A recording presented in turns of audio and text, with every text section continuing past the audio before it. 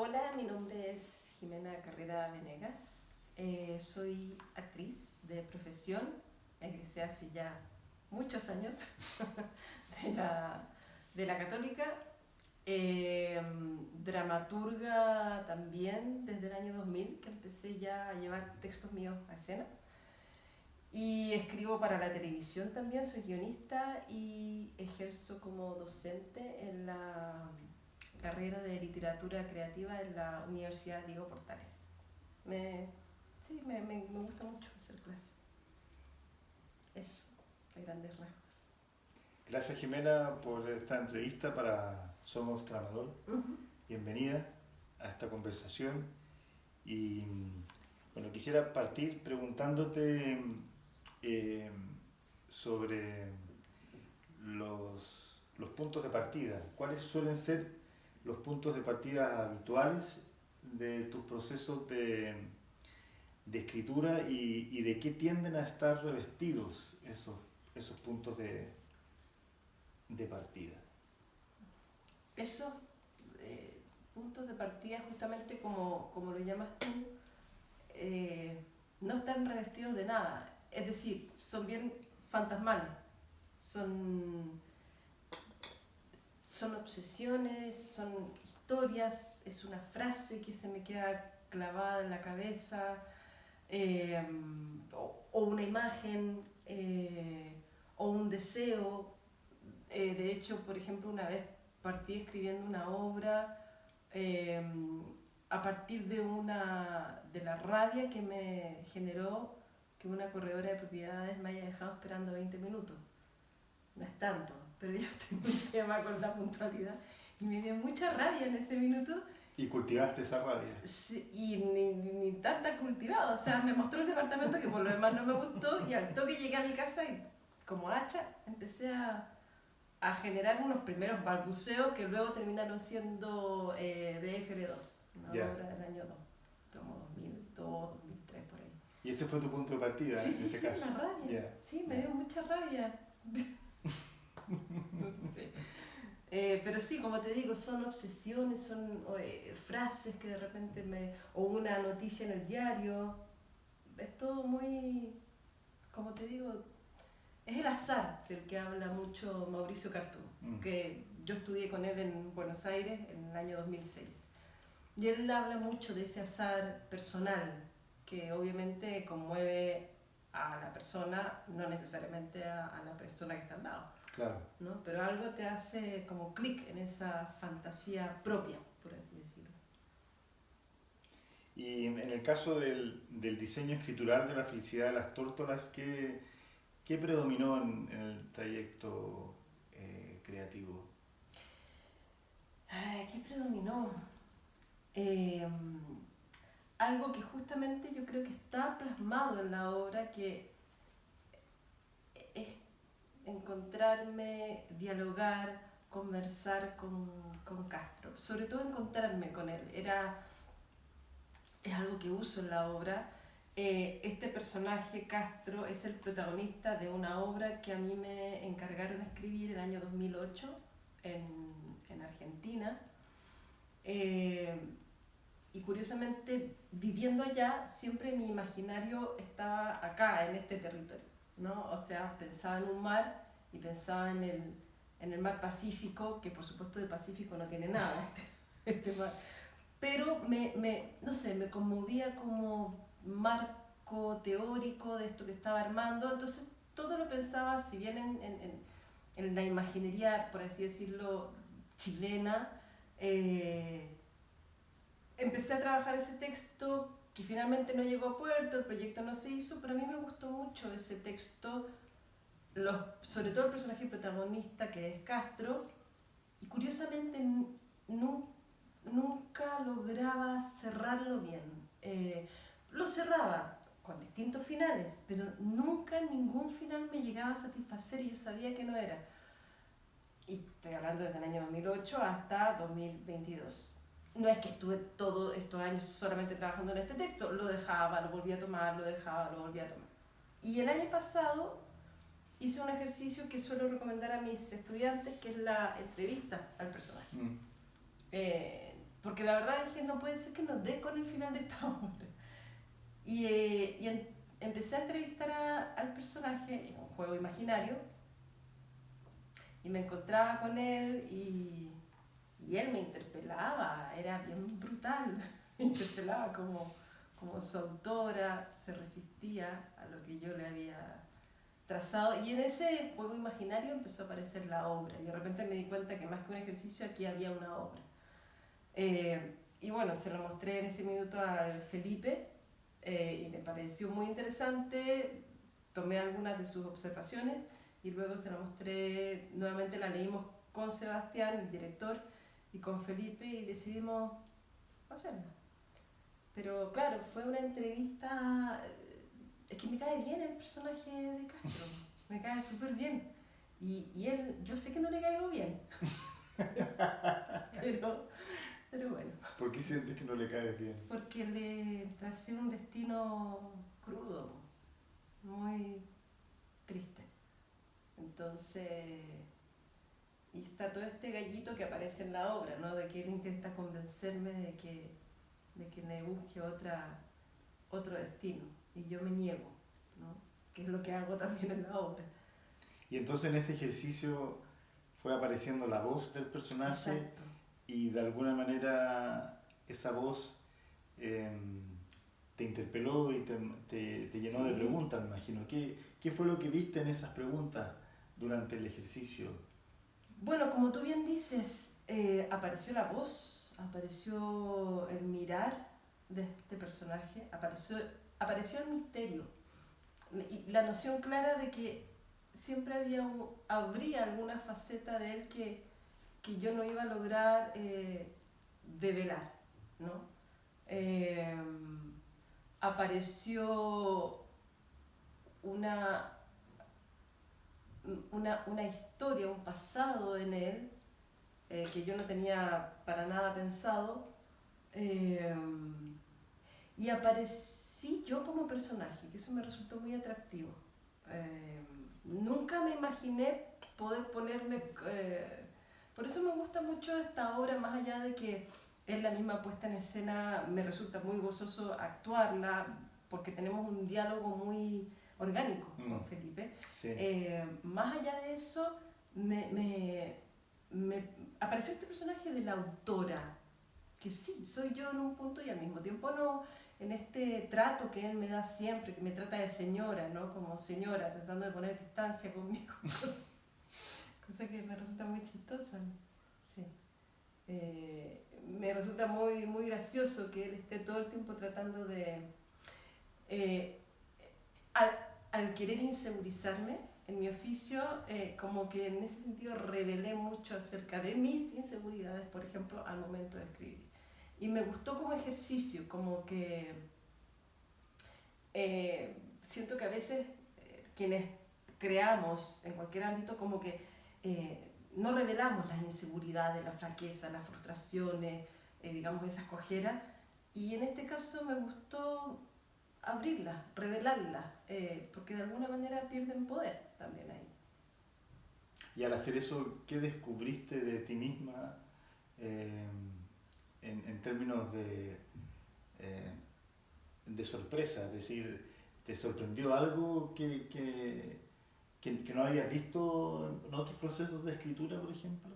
Sí, por ejemplo, que siempre estoy como aspirando constantemente a escribir la obra perfecta. Y no, y no va a pasar. Entonces, porque justamente lo creo, o sea, después de escribir esta obra, como que me he reconciliado con la idea de que esa perfección contiene totalmente y necesita de la imperfección y del fallo. Entonces, en ese sentido, como que me he reconciliado mucho con, y disfruto mucho el quehacer de escritura dramatúrgica. Pero me he reconciliado mucho con la voz propia que tiene claro oscuro, digamos, que no es algo que se pueda simplemente decretar mentalmente, aspiro a hacer esto. Bueno, sí, puedo aspirar, pero quizás en el camino no llego donde quiero llegar. Voy a llegar a otro lugar. Entonces, permitirme eso también me ha resultado súper plástico para mi escritura. Muy liberador, si se quiere. Claro. Y en definitiva, quizás prestar más atención al proceso que al resultado, ¿no es cierto? Absolutamente, sí. Creo que los procesos, cuando son gozosos, el resultado termina siendo gozoso. Por el contrario, cuando los procesos no son gozosos, el resultado termina no siendo muy gozoso. O sea, tendría que mirar para atrás. Han habido procesos, claro, más difíciles, por ejemplo, de escritura. Por ejemplo, tomo el caso de Naturaleza Muerta, que es una obra que yo tenía escrita en la primera mitad, la segunda mitad. Estoy cachando que parece que algo me pasa con la segunda mitad de las obras que me está. Bueno, obviamente, los principios son fáciles, como todas las relaciones son fáciles al principio porque es nuevo. Seguir ahí caminando con la persona y lo mismo, seguir caminando con el texto resulta más difícil, por supuesto. Pero, por ejemplo, el caso de Naturaleza Muerta, justo había nacido nuestra hija y yo, digamos, era mi primera hija, entonces yo antes decía, sí, yo puedo tener una guagua y escribir. No, las pinzas, no me dieron unas ganas de escribir. Y necesitábamos el texto porque había que ensayar y se iba a estrenar y todo el cuento. Entonces fue un proceso como que yo decía a punta de voluntad la escribí. Mucha voluntad, pero de deseo muy poco, porque yo quería estar todo el día mirando a mi hija embobada, no quería otra cosa. Entonces, por ejemplo, claro, ahí pasó que la obra yo creo que fue más producto de un voluntarismo así, más que el deseo. Sí, entiendo. Y la relación dialéctica autora-personaje, por ejemplo, constituye una referencia, a mi juicio, literaria, muy reconocible, que uno en el fondo puede ver en otras obras, ¿cierto? Como Niebla, Exacto. en fin. ¿Y por qué en esta oportunidad te detuviste justamente en esa relación? Me imagino que, claro, en parte por este ejercicio que tú realizaste de conversación con el personaje, pero ¿existe otro fundamento que acompañara también esa...? ¿Te refieres a por qué decidí también yo actuar este personaje? Claro, y sobre todo en la detención de esta relación dialéctica entre autora y personaje, porque hay una decisión ahí que es muy clara. Supongo que esa detención estuvo marcada básicamente por el goce, sí, sobre todo por el goce, te diría. Me resultaba muy gozoso estos encuentros. Cuando hablo de encuentros era el sentarme a escribir la obra, dialogar imaginariamente con Castro. Entonces me llamaba mucho la atención esto, que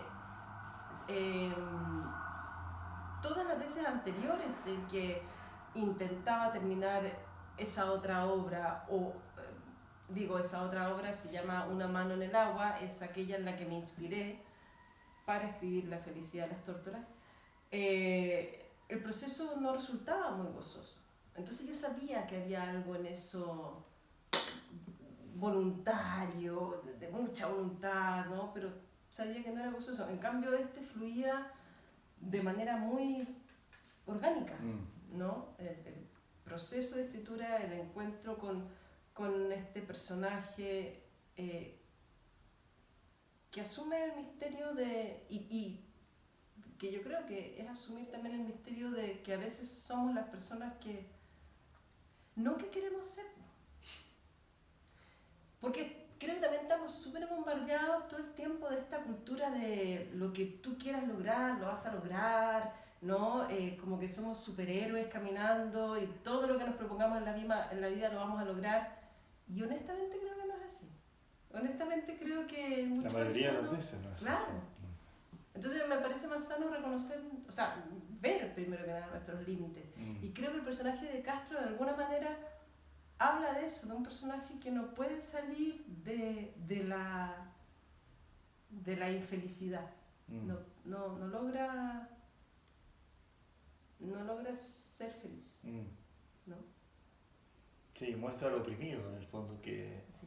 que se siente al respecto. Eso también lo encuentro muy, muy interesante. Y fluye eso en su voz, en su postura, en sus opiniones. Claro. Y cómo te interroga a ti también, a ti como autora, digo, y a la autora que vemos en la obra, quiero decir.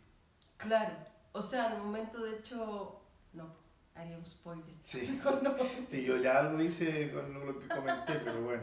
No haré spoiler, pero claro, ahí se da el giro, yo creo, como radical de la obra, cuando el personaje realmente desafía ese destino que le he trazado. Sí. Pero no haremos No haremos más spoilers. Sí, y esto que te voy a preguntar no tiene que ver con un spoiler. Más bien es un rescate a algo que a mí me pareció muy interesante en la propuesta, que es lo metateatral, que es un componente clave, a mi juicio, en la trama de La felicidad de las tórtolas. Entonces, ¿cómo sientes que la interpelación al espectador trascendería ese aspecto metateatral? A ver, de alguna manera me fue bastante orgánico el fenómeno de lo metateatral, no fue una intención, quiero decir, a priori. Partió, o sea, de hecho las indicaciones que aparecen en el texto están escritas en primera persona. Por ejemplo, en vez de decir, suponte, el personaje entra a un espacio imaginario que es, las indicaciones primeras eran, entro a un café, es de mañana, o sea, como que ni yo misma entendía muy bien por qué estaba escribiendo esas indicaciones, no lo tenía tan claro, insisto, solo en el proceso de escritura, si era algo que yo le estaba contando al espectador o espectadora, o me lo estaba reafirmando yo, o estaba tratando de poner un mundo a vivir. No era tan clara la intención, pero sabía que era en primera persona. Cosa muy extraña, pero seguía esa intuición. Y luego, claro, hay momentos en que la obra rompe, por así decirlo, el diálogo rompe esa intimidad, supongamos, que se da entre Castro y la autora, para, como si yo pusiera un poco el tiempo en pausa y pudiese interpelarme yo a mí misma, volver a un diálogo interno para volver luego a retomar el diálogo con el personaje. Todos esos fenómenos que tiene, por así decirlo, la obra no son algo que hubiese pensado a priori. Fueron algo que se dieron orgánicamente en el proceso de escritura y luego también en el proceso de diálogo, de socializar, por así decirlo, el texto con Felipe y con Sebastián. Ahí aparecieron sugerencias que eran cosas que estaban esbozadas en el texto pero que no habían explotado del todo, entonces yo las recogía. En general,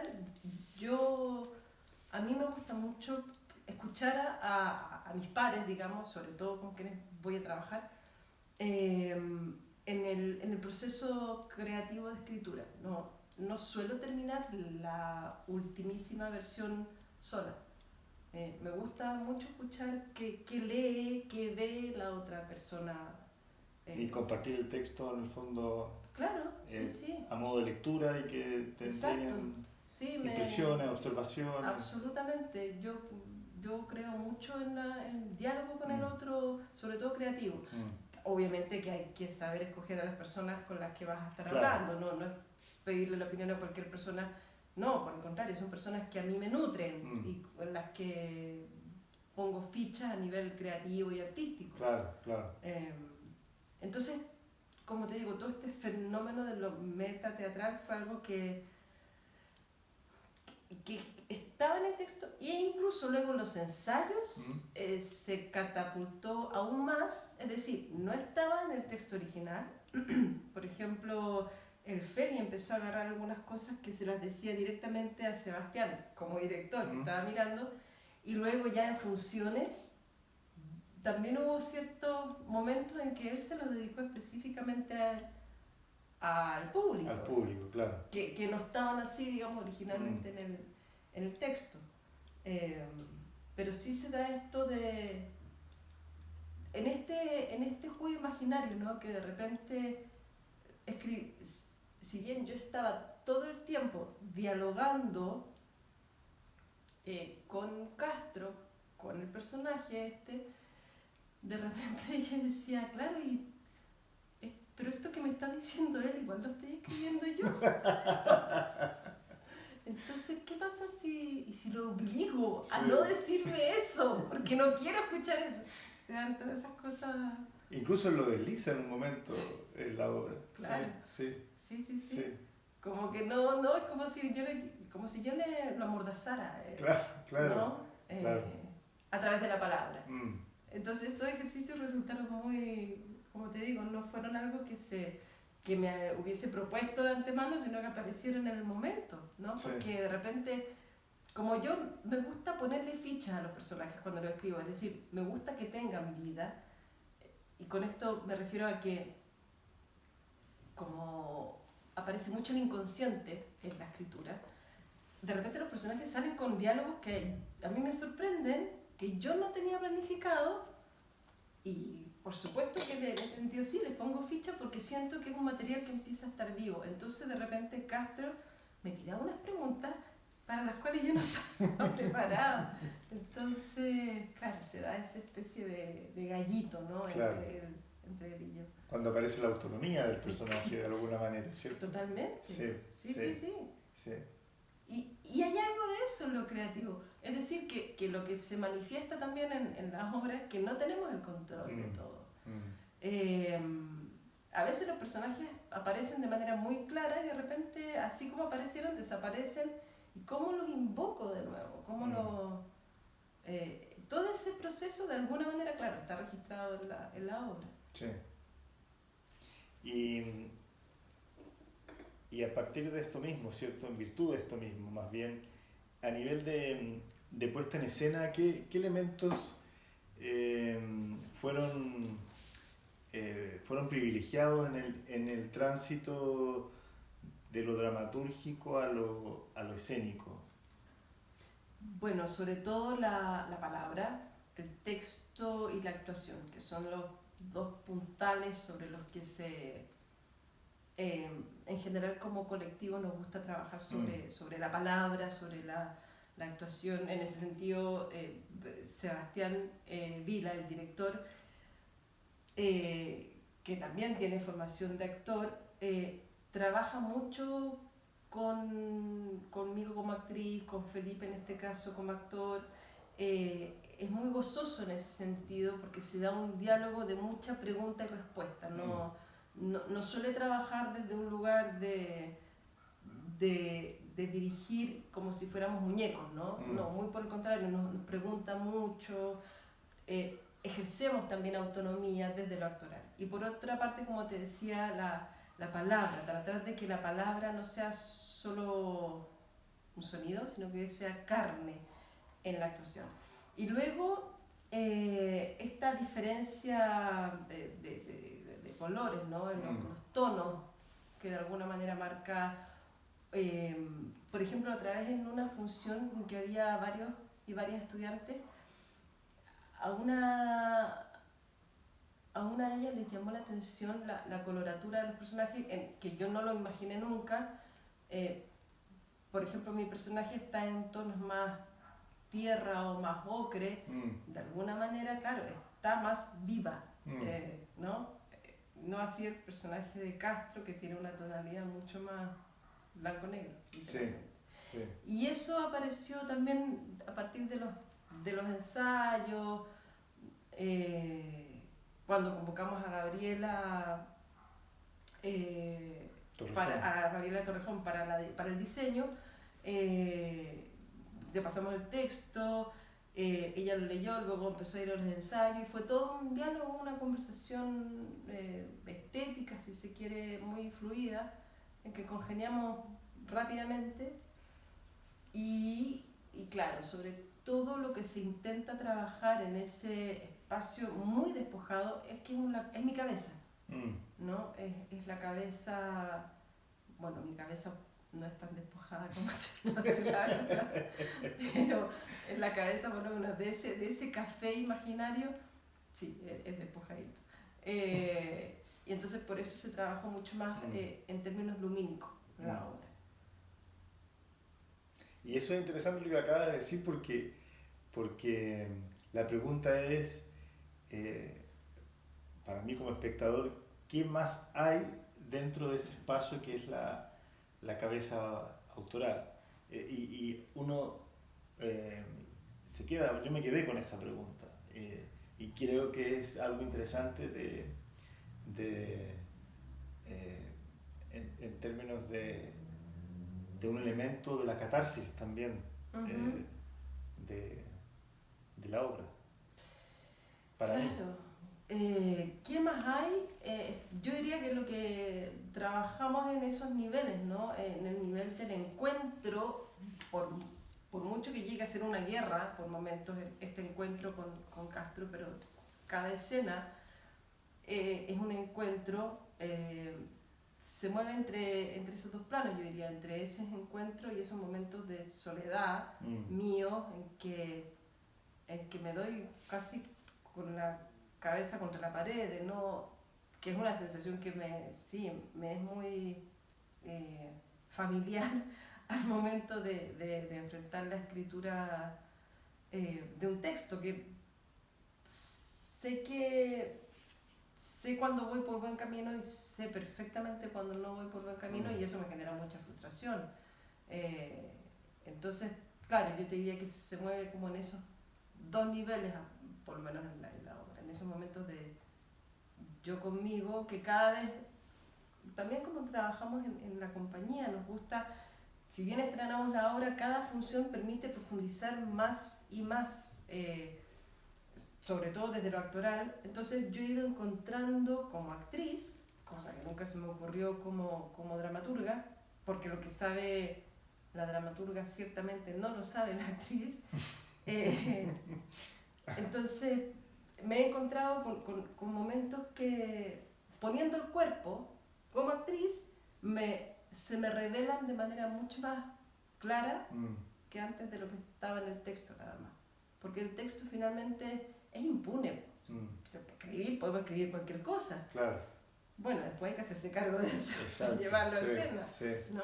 Sí. Entonces, claro, al poner el cuerpo, es decir, al encarnarlo, he logrado visitar sobre todo esos espacios de soledad en que aparece esta frustración, aparece el no saber, el no tener las certezas.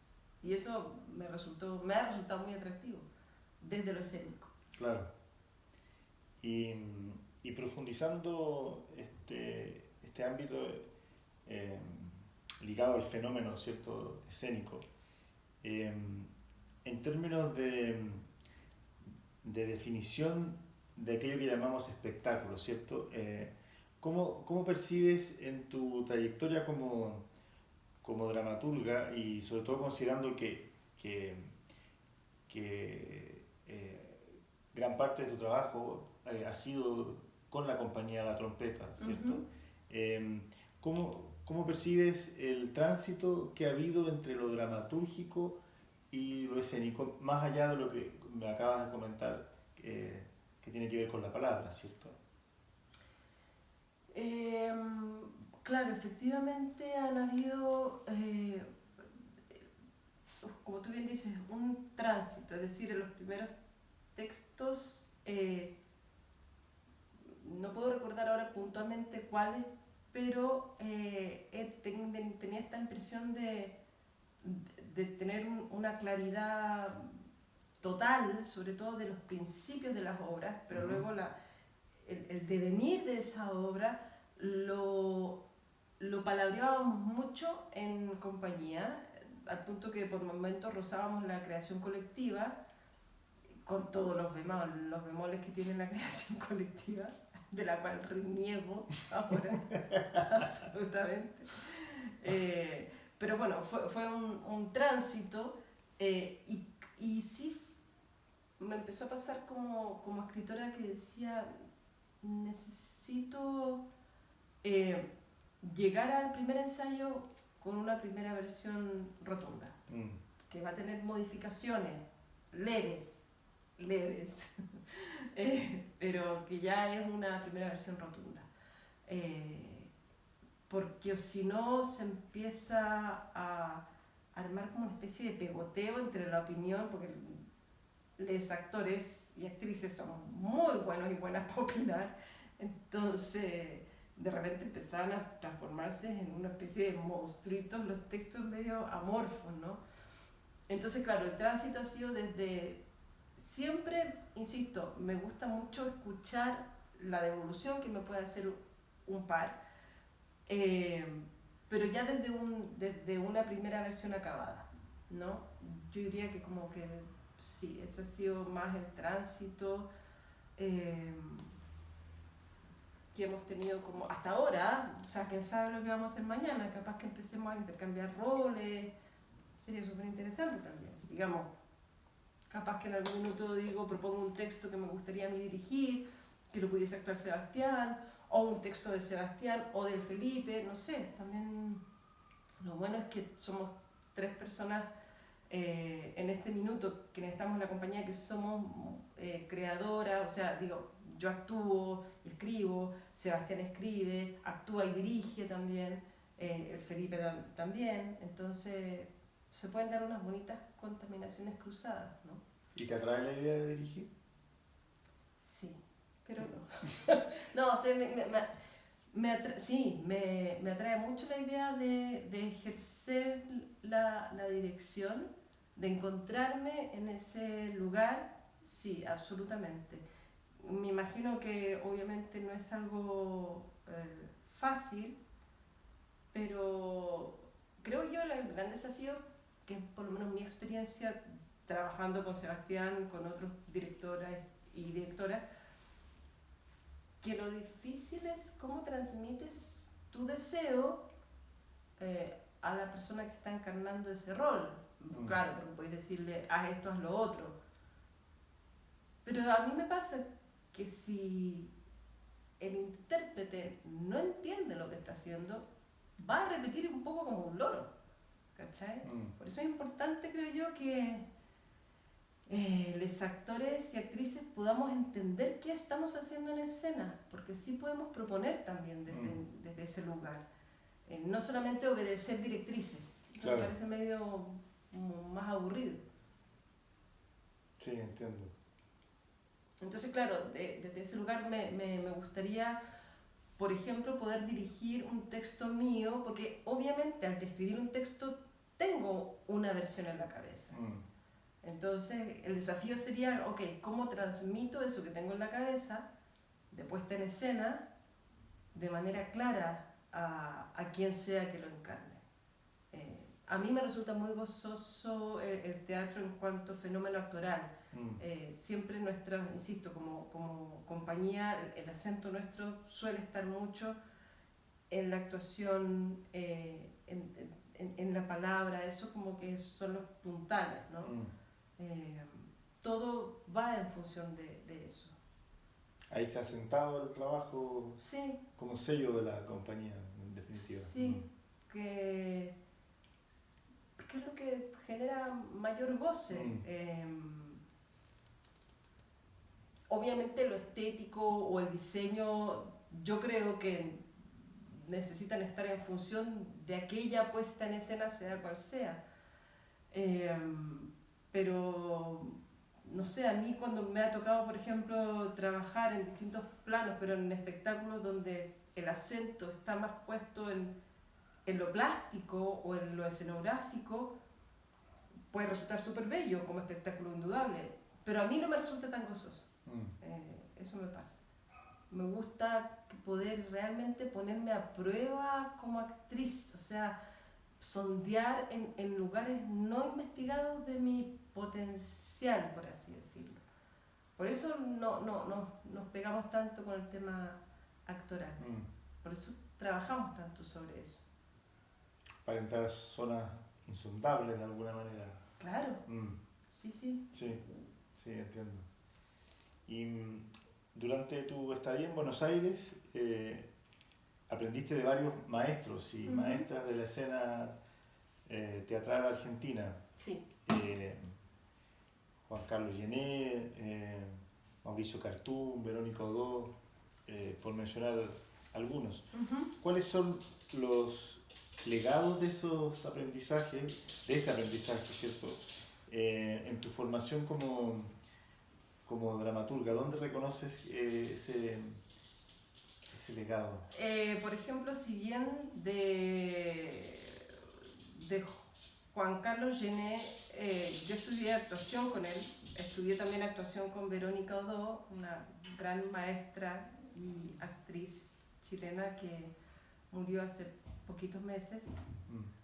Notable, ella como maestra, aparte que era una actriz bien mágica, por así decirlo, una maestra súper concreta, y eso me fascinaba de ella. Bueno, entre Gené y la Vero ellos eran pareja, pero aparte hacían una dupla artística muy interesante. Lo que él transmitía desde la cabeza, desde la palabra, ella lo traducía en el cuerpo, y eso, o sea, yo tuve la oportunidad de tener un taller, tomar un taller con ellos dos juntos. Entonces la primera parte de la clase la tomaba Juan, y luego los ejercicios prácticos corporales lo hacíamos con la Vero, y era una cosa que realmente te explotaba la cabeza. ¡Qué maravilla! Sí. Esos momentos de lo que fue el periodo de Buenos Aires, de formación, en que junto a Sebastián nos fuimos, aparte ya grandes, nos fuimos más de 30 años, es decir, ya con un carrete actoral, profesional, digamos, en el cuerpo, se podía saborear desde otro lugar. Entonces fue una experiencia súper enriquecedora.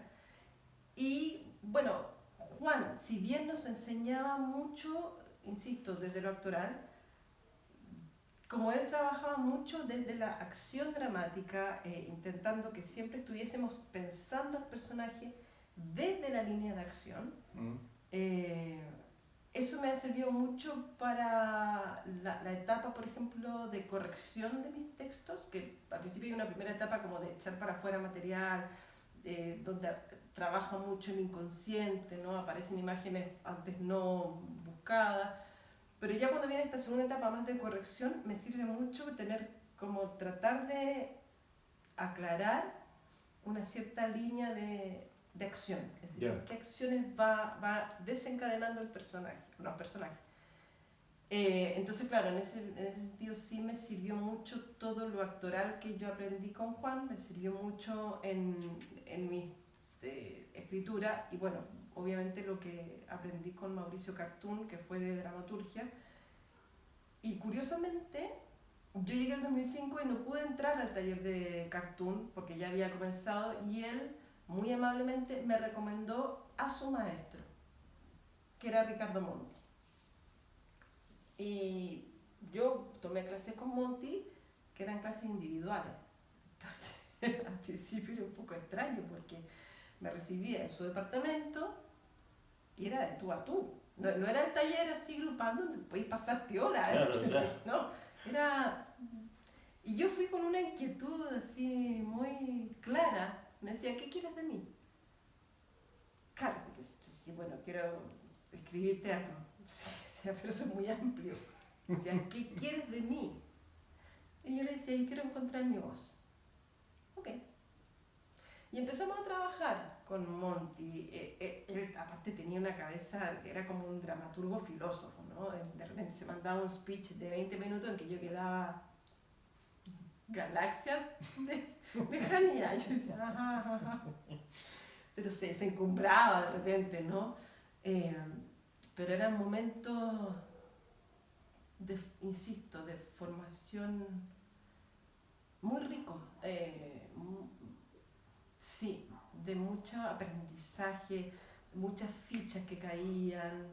Y con él empecé a trabajar este cuento de la imagen generadora. Él me decía, por ejemplo, a partir de un texto, no trates de... A mí me pasa, por ejemplo, quizás que por formación actoral se me vienen los diálogos muy fácil a la cabeza. Pero lo que me cuesta mucho es armar el universo visual de la obra. Entonces, en ese sentido, Monty me orientó mucho, me ayudó a hacer el trabajo de cómo poner a vivir ese mundo X que sostiene la obra, ¿no? Por ejemplo, a través de la indagación sensorial. Entonces me decía, si estás viendo algo, ¿cuál es el olor? Porque todo lo sensorial te va a llevar a algo real. Digo, si se piensa una obra desde el escenario por definición es artificial. Todo es maqueta, si es que la hay, no hay olores en el escenario, no hay realidad, porque por definición es representación. Claro. Entonces, él siempre iba como, no, ánclate en lo sensorial. Y trabajábamos mucho. A mí me costaba mucho, bueno, al día de hoy me cuesta, cada vez menos. Pero es un muy bonito trabajo porque empiezas a vincularte con el material, con los personajes, desde algo vívido. Es decir, por ejemplo, no sé, un personaje que está todo el tiempo transpirando, que le cae la gota y que aquí se le ven las mechas. O sea, algo se me empieza a armar en la cabeza, a partir, insisto, de lo sensorial. Y eso lo empecé a trabajar con Monty, especialmente. En términos de concepción de imágenes. Exacto, claro. Que una imagen... Y bueno, después con Cartoon ya esa imagen generadora es aquella que contiene una contradicción, ¿no? Es decir, si hay una imagen que como que contiene una cierta paradoja, eso de ahí puede haber un potencial material dramático. Si no hay, al no haber paradoja es más difícil que surja el material dramático. Entonces, con él aprendí a reconocer aquellas imágenes que sí contienen esa paradoja. Pero como, insisto, como en el trabajo actoral también con Juan Carlos Gené y Lavero II, también teníamos que leer mucho. Fue un momento de 3, 4 años, yo diría, de estar todo el tiempo muy bonito, ¿no? En función de lo teatral, leyendo mucho teatro, volviendo, bebiendo de los clásicos de nuevo, una y otra vez, profundizando. Sí, fue una época muy enriquecedora. De revisitar esos clásicos y en el fondo utilizarlo en el proceso también de escritura creativa. Totalmente, claro, sí, claro. De escritura, por ejemplo, no sé, trabajábamos una escena de Pinter, en la colección de Pinter. Entonces, en actuación con Gené y Lavero, entonces ahí, Juan te decía, tienes que leer la obra constantemente porque se te empieza a revelar la línea de acción. Entonces yo la leía, bla, bla, y de repente me empezaba, aparte de revelar una potencial línea de acción, empezaba a ver la estructura dramática que había trabajado Pinter. Entonces eso es súper interesante para mi oficio de escritura. Claro. ¿Cachai? Por eso hablo mucho de contaminación cruzada entre los diversos estudios en los que estábamos metidos en ese entonces. Sí, fue muy pleno entonces. Súper. Sí, fue un privilegio, fue una decisión también vital de irnos, y también tiene que ver con que yo creo, a mí por lo menos me resulta súper necesario de cuando en cuando volver a replantearme aquello que he ejercido en lo práctico, en lo teórico, o sea, también cuestionarlo. Me gusta me gusta eso, me gusta estudiar, por ejemplo ahora en este momento estoy súper como vinculada, enlazada con los griegos. Estoy volviendo a leer todos los griegos, cachando los mitos. Debe ser que algo de refugio se me armó ahí a propósito de la pandemia, como que decía, yo no quiero estar presente en este minuto pandémico, me voy a ir a Grecia antigua, donde la cosa probablemente era muchísimo más difícil. Pero hay algo de eso que me empezó a cautivar mucho y me ha dado vuelta esto de que es muy alucinante leer estos textos de Esquilo, de Sófocles, de Eurípides, que lamentablemente son los únicos que tenemos hasta ahora, a pesar de que eran cientos los quienes escribían, pero ver cómo ya se articulaban mecanismos dramatúrgicos buenísimos. Es súper, a mí me alucina eso. Entonces por eso como que se me ha revelado una cierta modernidad en esos clásicos. Entonces eso me resulta súper gozoso. ¿Y cómo se enlaza esa revelación en tu proceso de escritura actual? Uf, qué pregunta sasa. ¿Cómo se enlaza? No sé si lo he puesto a prueba, fíjate. Ya. O sea, sí, la verdad es que lo estoy... Hay un texto que se me empezó a armar a partir de, no de las tragedias mismas, sino de la Ilíada, que tiene que ver con el momento en que Príamo le pide el cuerpo de Héctor a Aquiles. Algo se me empezó, simplemente a nivel temático, ¿no? Como la petición del cuerpo, algo se me empezó a armar ahí en la cabeza, sobre todo porque a partir del siglo XX, si bien la humanidad siempre ha tenido siglos de masacre, ¿no? Pero a partir del siglo XX la masacre lamentablemente toma otro giro, sobre todo los genocidios, en que se desaparece el cuerpo. Y al desaparecer el cuerpo se genera, bueno, se busca desaparecer la evidencia y desaparecer el relato de ese hecho.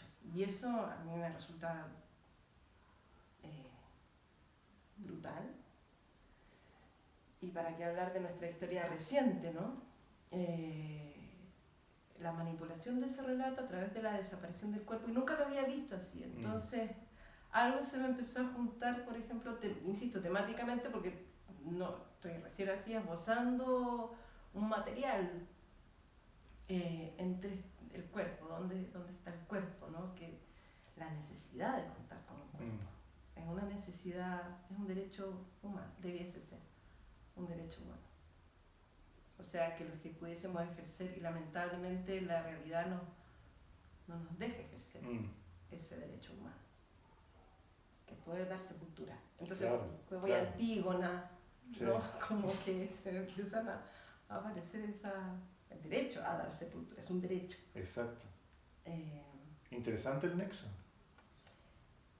Como te digo, sí, apareció a partir de que me empecé a meter ahí con el mundo griego, ¿no?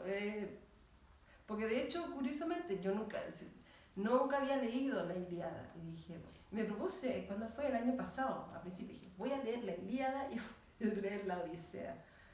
Y la leí, y es curioso porque Aquiles se resiste a darle el cuerpo, y yo decía, qué curioso, finalmente sí, se lo da porque los dioses intervienen y bla, bla, bla, ¿no? Pero hay una resistencia. Entonces me parece interesante esta resistencia.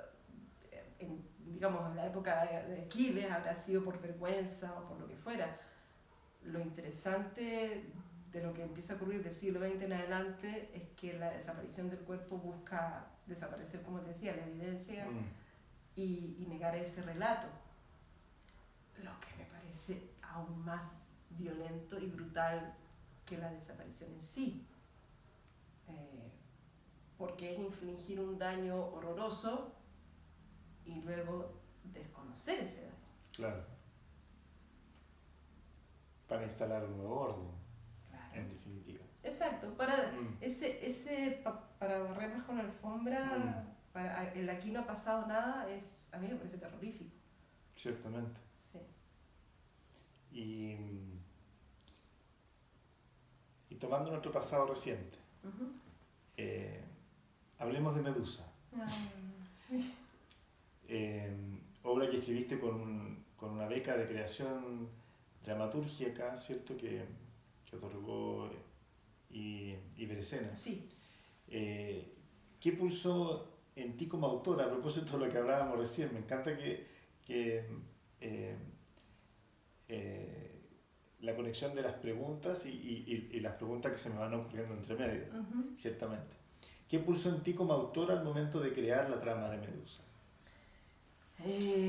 Fue muy curioso porque estábamos escribiendo otra obra que se llamó luego Por encargo del olvido, en el año 2000, y que trataba básicamente de una viuda de un detenido desaparecido que recibía los restos de su marido, y la obra abordaba la problemática generacional entre esta mujer y su hija, en que la hija de alguna manera le reprochaba la ausencia, ¿no? Entonces, para ser fieles a ese relato, entrevistamos a una viuda de un detenido desaparecido, Rosa Bendaño, y... que en rigor no era viuda porque era detenida desaparecida. No, claro, por supuesto, toda la razón.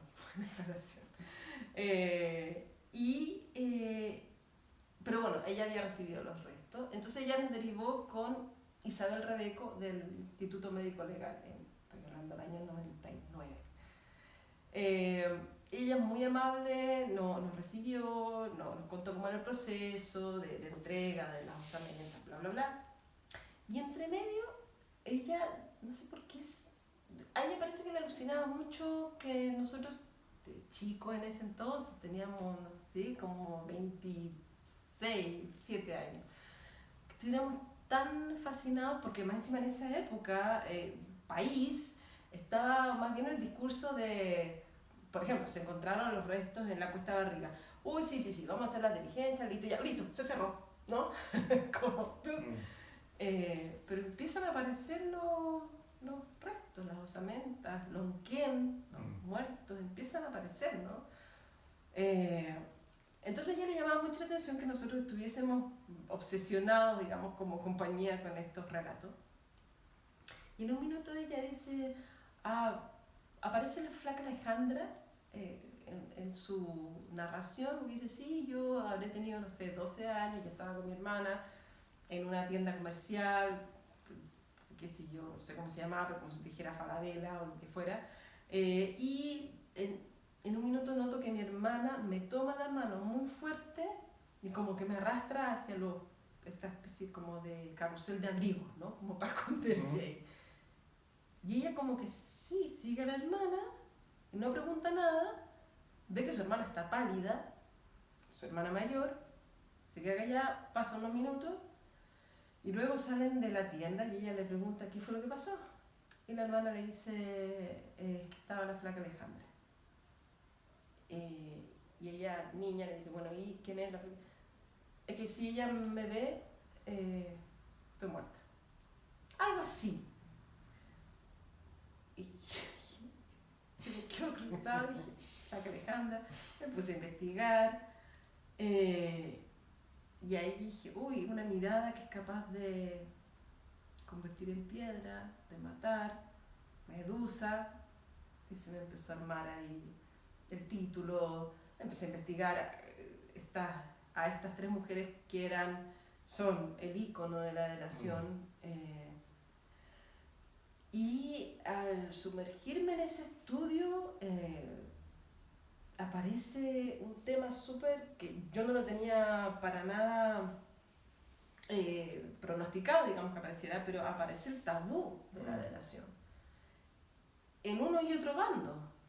Y lo que me parecía muy atractivo de estas tres mujeres es que eran varias, es que estaban en la línea del fuego. O sea, si no las mataba la Dina, las mataba el Mir, y estaban pedidas por ambos lados.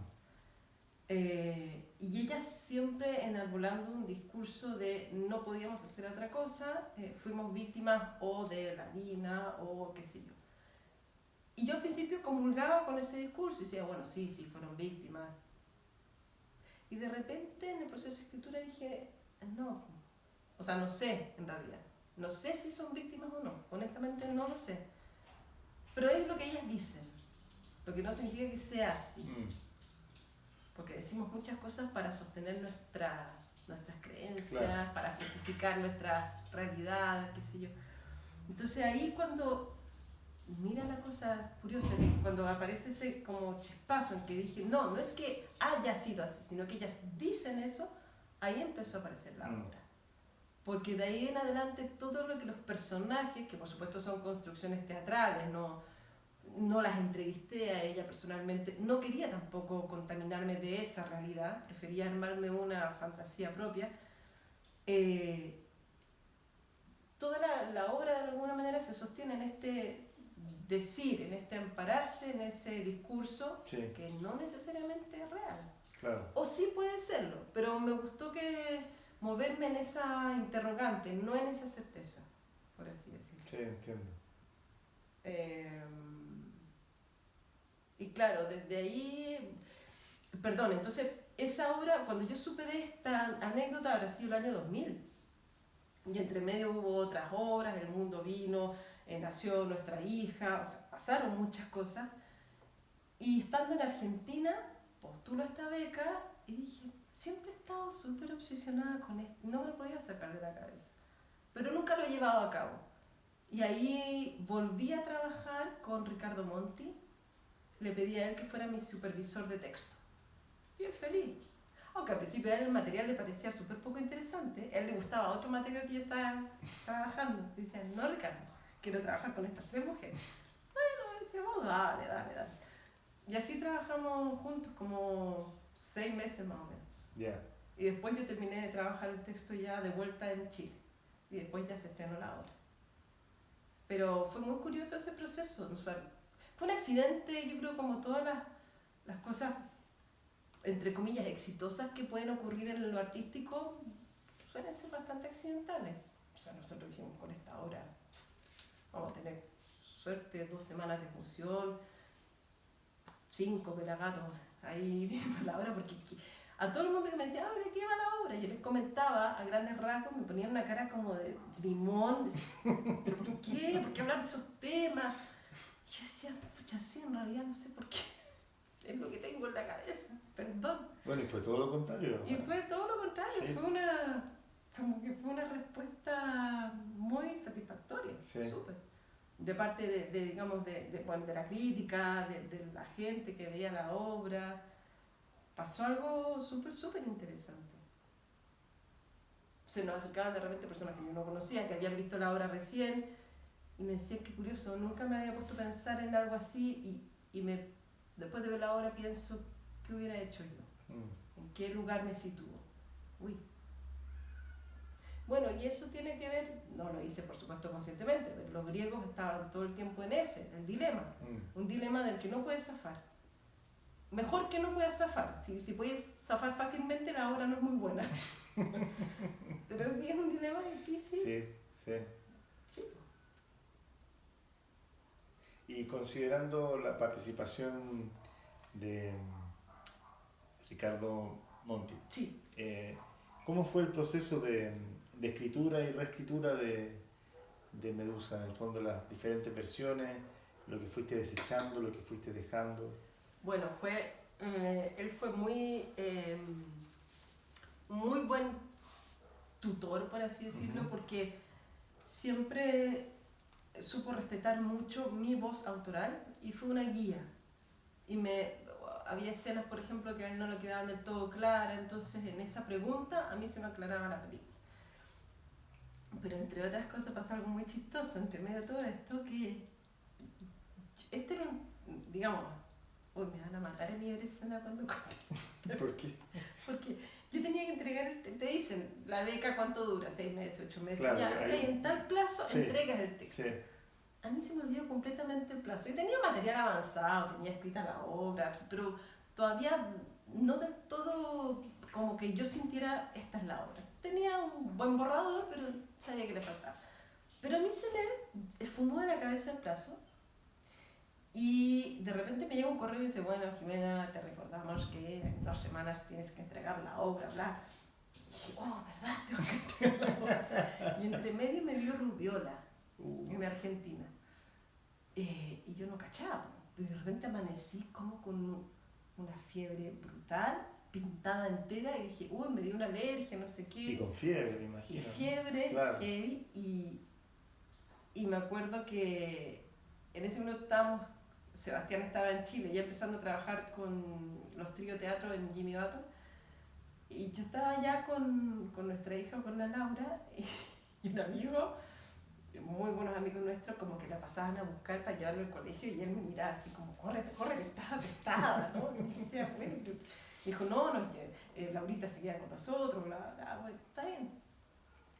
Y dije, tengo que escribir esta obra.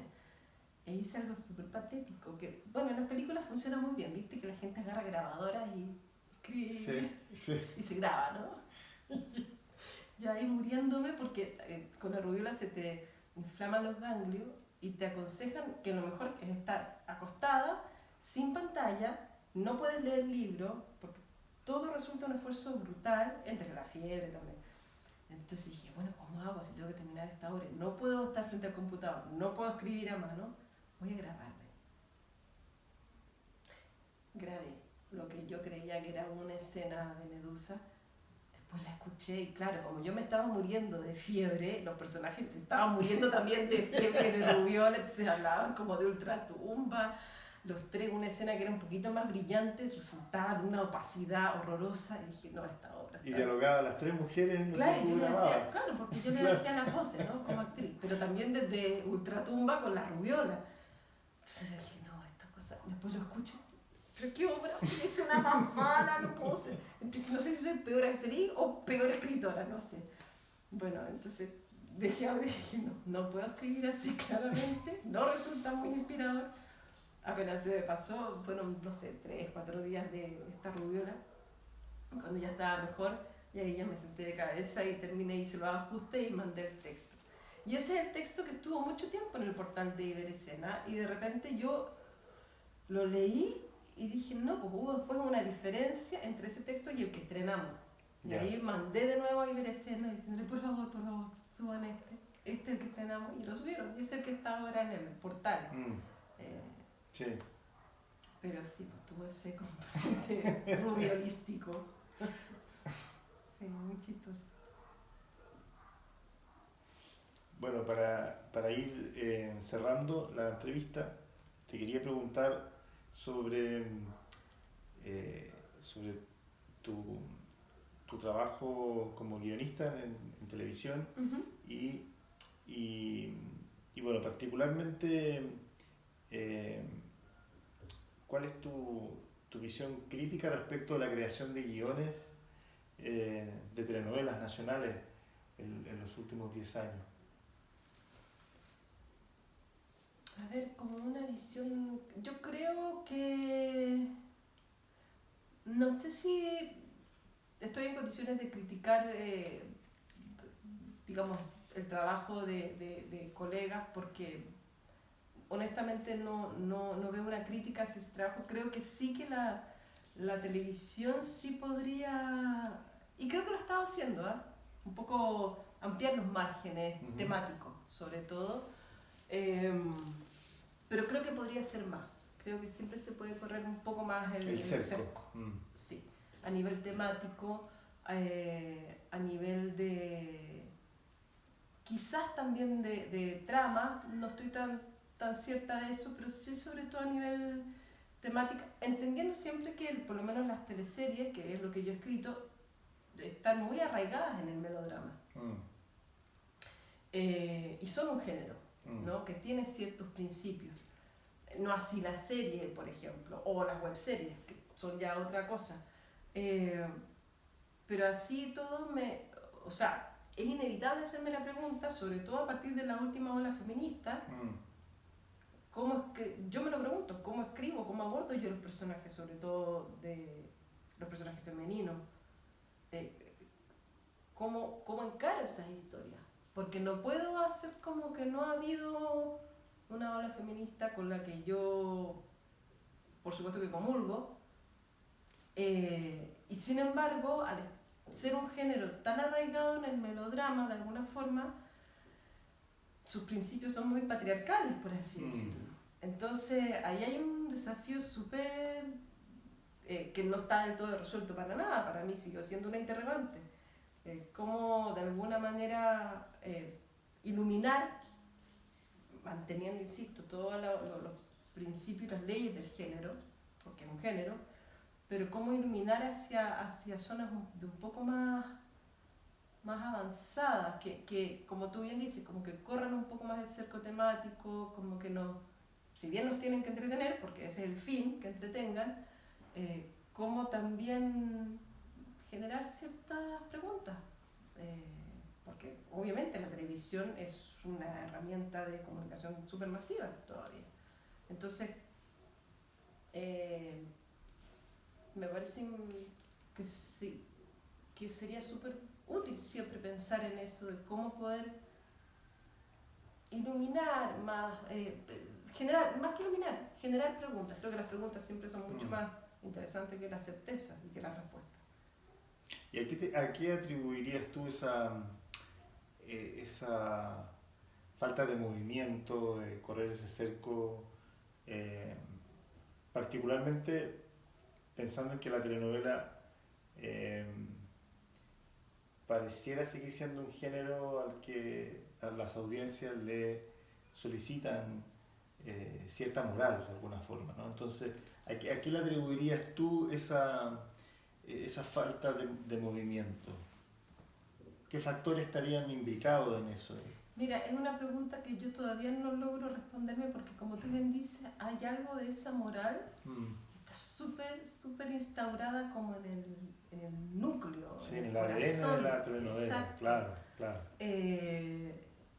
Mira, me voy muy para atrás, pero algo que fue un muy buen experimento en su minuto, por ejemplo, Ángel Malo, una protagonista que era súper cuestionable moralmente, y sin embargo una protagonista que todos quienes veíamos la teleserie queríamos seguir.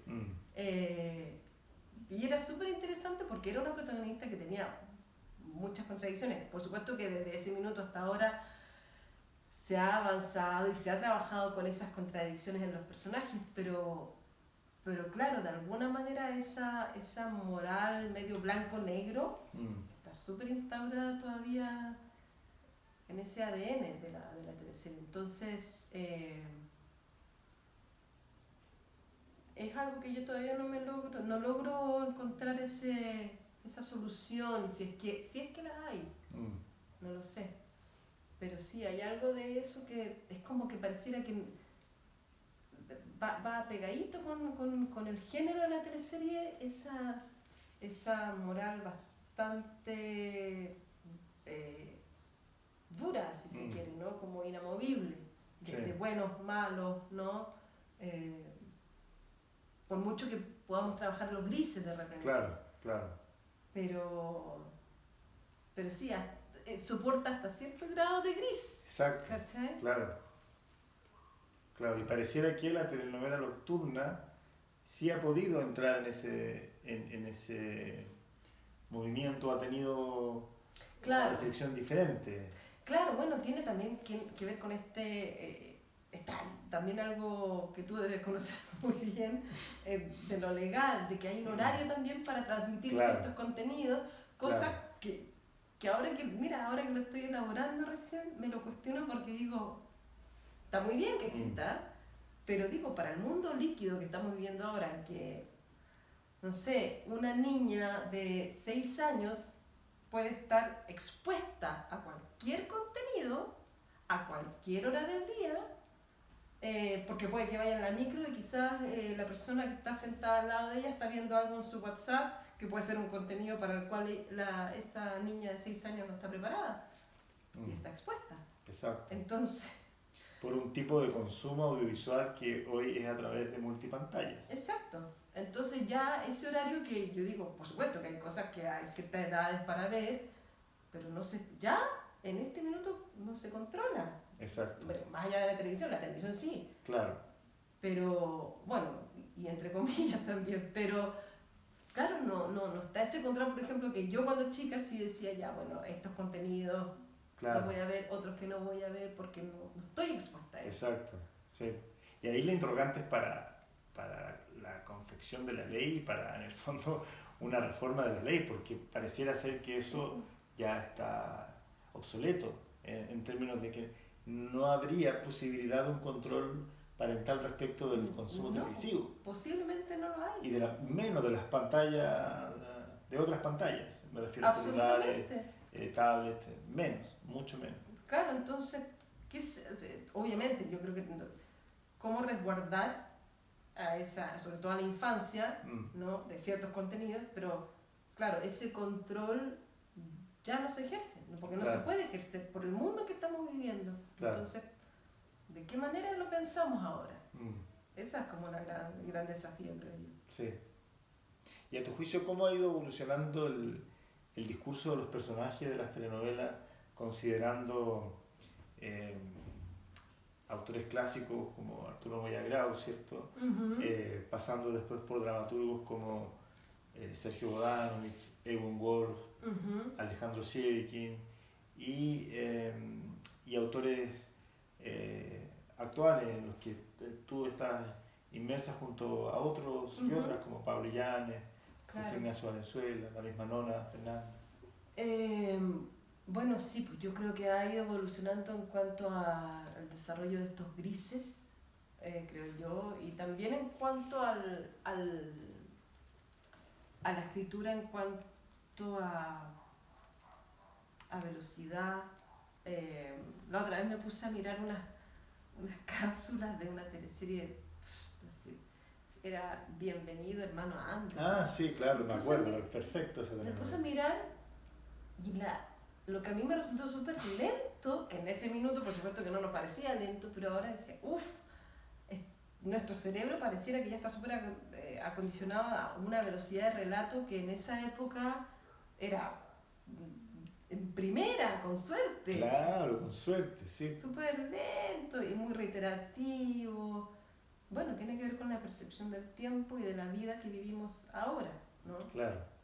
Por eso yo creo que también resulta muy interesante, lo hablaba la otra vez con Javier Ibacache, estos canales que aparecen en el cable como que traen estos productos del pasado, ¿no? Estas teleseries del pasado, de alguna manera como volver a verlas, nos parecen súper lentas, pero de alguna manera es como volver a un tiempo más quieto, Sí, más tranqui, claro.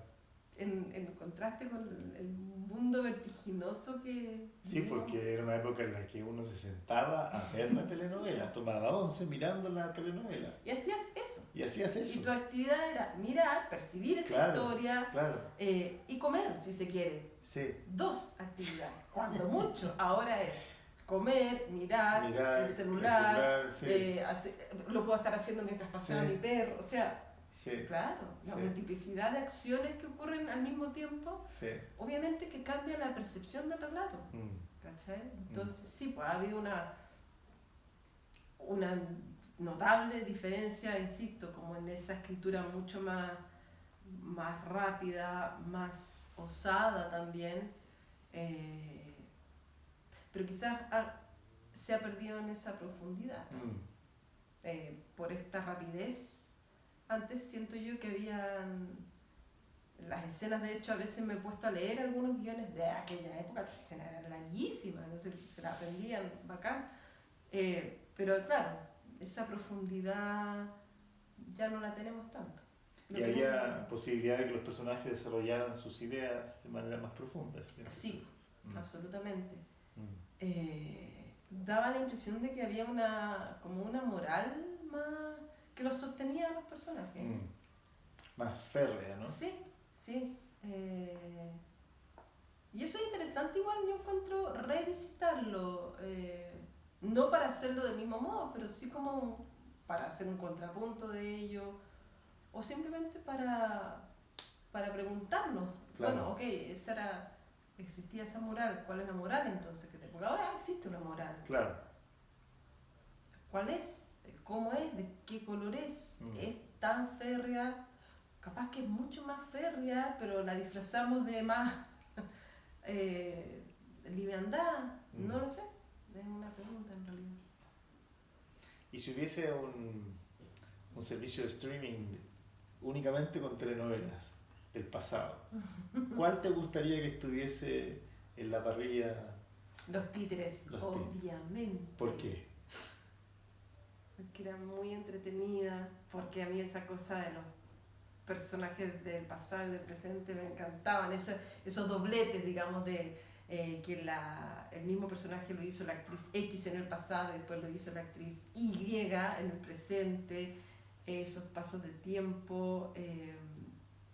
Vuelvo a los griegos, había algo muy griego Sí, claro, sí, en esa revancha, sí, ¿no? sí.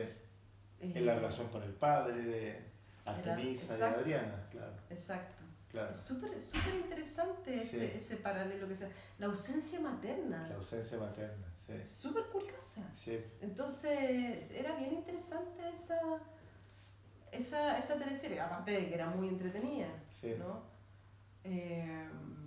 ¿Y cómo muta la figura patriarcal en el caso del padre de Adriana, que en la segunda parte está en una silla? Es un nada, Es nada, claro, es claro. un adorno. Claro, Sí, claro. ese poder totalmente capa caída frente al otro que ha desaparecido. Exacto. Sí. Y aparte que también me pareció interesante que era una historia que creo que cuestionaba el romanticismo, como que me acuerdo que la protagonista como que tenía un amor romántico me parece con Pesutich. Néstor, claro. Con Néstor. Entonces como que yo decía, ay, ojalá que cuando vuelva se vuelvan a encontrar. Y no, porque Sí. el pasado ya es el pasado. Y eso, el romper esa nostalgia me pareció súper... Al principio me asombró y después dije... Claro, qué ahí bonito. la trama amorosa no predominaba y predominaba más bien La venganza y la disputa de espacios de poder de dos mujeres. Exacto. Eso era interesante. Súper interesante. Absolutamente. Sí, para la época especialmente. Claro. Sí. Pero sí, los títeres. Los títeres, totalmente. Sí. Matrimonio de papel también. También, notable. sí. Muy notable. Muy chistosa. Sí, sí. Claro, los personajes hablando a la cámara, algo que era inaudito, inusual en esa época. Claro. Sí, sí. Entonces, claro, esas cosas a mí, bueno, Ángel Malo, ¿para qué hablar? Esas cosas me hacen pensar que si recordamos las que se quedan en la retina, son teleseries que no eran del todo clásicas, que cuestionaban el mismo género, o los principios del género. Claro, claro. Sí, ¿cuál otra? Bueno, es que La Madrastra está como tan... Sí, pues La Madrastra es como... Sí. Claro. Ya es un ícono, ya Sí, no es una sí. teleserie, ya sobrepasó eso, sí. Creo también, mira, así haciendo, bueno, Marta a las 8. Marta a las 8. Notable también. Sí, Sí. sí. Y La Represa. La Represa. Sí, había malosos. Claro. Muy interesante. Esos personajes. Es que es bonito volver a esos personajes que eran Sí. de una maldad, pero rotunda. Sí. A mí me resulta muy alucinante esos personajes. Además fue la primera telenovela posterior a La Madrastra, digo, en el fondo telenovela en colores, que presenta la historia en un pueblo, es decir, está ambientada en un pueblo, Los Laureles creo que se llamaba el pueblo. Los Laureles. Los Laureles. Sí, yo no la seguí capítulo tras capítulo porque veía los títeres, pero sí algunas escenas, y por cierto me llamaba la atención a mí como niño ver a los mismos actores y actrices de los títeres, algunos intervenían en la represa, Fedora Krivadenko, Alfredo Castro. Claro. Sí.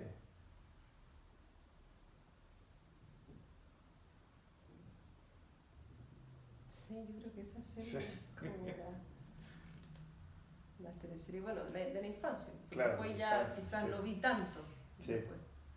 Sí, no, yo también no vi tanto, pero sí vi esas que tú mencionas. Bueno, Jimena, muchas gracias por la conversación. No, por favor, gracias a sí. ti por esta instancia. Sí, de detención. A mí eso es lo que me gusta de estas conversaciones, que nos detenemos un momento y dialogamos en profundidad, o al menos eso es lo que yo intento, incentivo e invito a eso. Así Sí, que muchas gracias. buenísimo. Muchas gracias también por esta conversación. Vale, gracias.